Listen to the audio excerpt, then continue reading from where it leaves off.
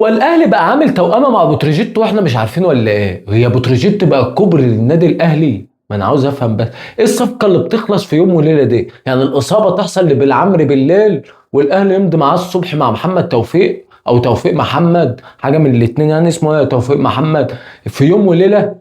اه ايه دي؟ انا عاوز افهم بس يعني ايه باك شمال يصاب بالليل يقوم الصبح لا بتروجيت بيعاه؟ ايه يا عم؟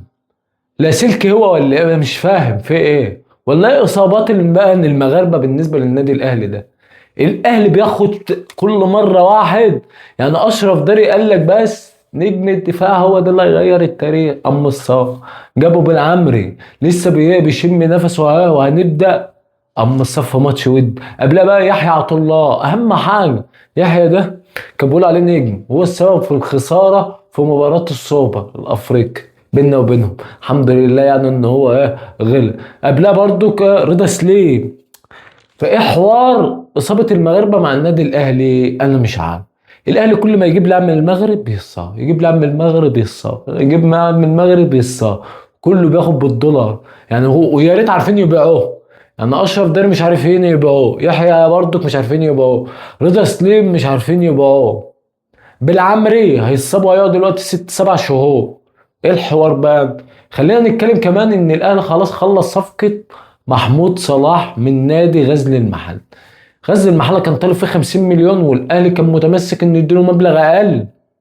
الصفقه كانت ايه، رايحه جايه رايحه جايه رايحه جايه، لغايه ما خلاص الصفقه خلصت ب 35 مليون زائد 10 مليون اضافات زائد ايه حاجات بقى. الاضافات ده عباره عن ايه بقى؟ انه مثلا لو راح منتخب مصر ياخد 4 مليون، مثلا لو هو مثلا هنلعب في افريقيا السنه الجايه وهم بيلعبوا في افريقيا وجاب اجوان او عدد مشاركات معينه هياخد لهم كمان 3 4 مليون، حاجات من دي يعني. فهتوصل الصفقه ل 45. الاهلي هيدفع 25 مليون كاش و10 مليون بيقول لك بعد 3 شهور، والصفقه يعتبر خلاص خلصت للنادي الاهلي.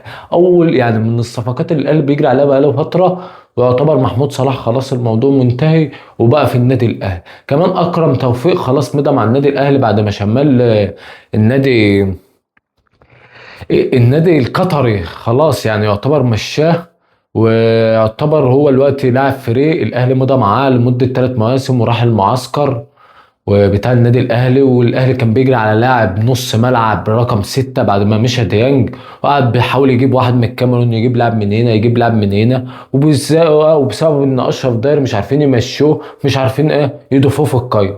فخلاص يعتبر الاهلي خلص الموضوع ده، اللي هو لاعب 6 في نص الملعب اكرم، لاعب كان بيلعب في النادي الاهلي عنده خبرات، عارف النادي الاهلي بيلعب على ايه. سيبك بقى من موضوع المبادئ وان الاهلي بيجري ورا المبادئ والكلام من ده، مفيش الكلام من ده، الاهلي بيجري ورا مصلحته. اللاعب باع النادي الاهلي ورجع عاد زيه زي اي لاعب. ايه المشكله يعني؟ يعني ايه المشكله يعني لما يخلص مع النادي الاهلي؟ فالاهلي يعتبر خلال 3 4 ايام خلص 3 4 صفقات زي السلام عليكم.